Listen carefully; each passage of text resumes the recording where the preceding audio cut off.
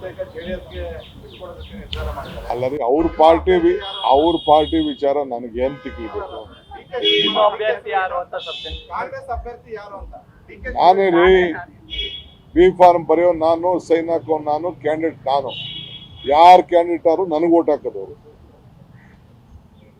I am telling you on record.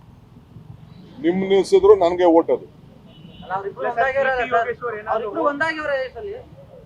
ಒಂದಾರಾಗಿರ್ಲಿ, ಎರಡಾರಾಗ್ಲಿ, ಮೂರಾರು ಮಾಡ್ಕೊಳ್ಳಿ, ನನ್ಗೆ ಅದ್ರ ಪ್ರಶ್ನೆ ಇಲ್ಲ. ನಾವು ನಮ್ಮ ಜನರಿಗೆ ಏನ್ ಸರ್ವಿಸ್ ಮಾಡಬೇಕು ಸರ್ವಿಸ್ ಮಾಡ್ತೀವಿ, ಜನರು ತೀರ್ಪು ಬಿಡ್ತೀವಿ. ಏನಣ್ಣ ನೀವ್ ಯಾಕೆ ಅದು ಮಾತಾಡಕ್ ಹೋಗ್ತೀರಾ? ನಮ್ಮ ಹತ್ರ ಯಾರು ಬಂದೂ ಇಲ್ಲ, ಮಾತಾಡೂ ಇಲ್ಲ, ಚರ್ಚೆನೂ ನಾವು ಮಾಡಕ್ ಹೋಗಿಲ್ಲ. ಈಗ ಯಾಕೆ ನನ್ನ ಹತ್ರ ಮಾತಾಡ್ಲಿ?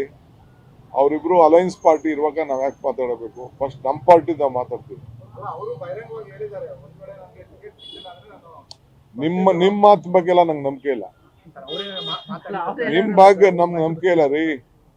ನಮ್ಮ ಬರ್ಬೇಕಾದ್ರೆ ಅದಕ್ಕೆಲ್ಲ ಪ್ರೊಸೀಜರ್ ಇರ್ತದೆ. ಗ್ಯಾರಂಟಿ ನ್ಯೂಸ್, ಸುದ್ದಿ ಖಚಿತ, ನ್ಯಾಯ ನಿಶ್ಚಿತ.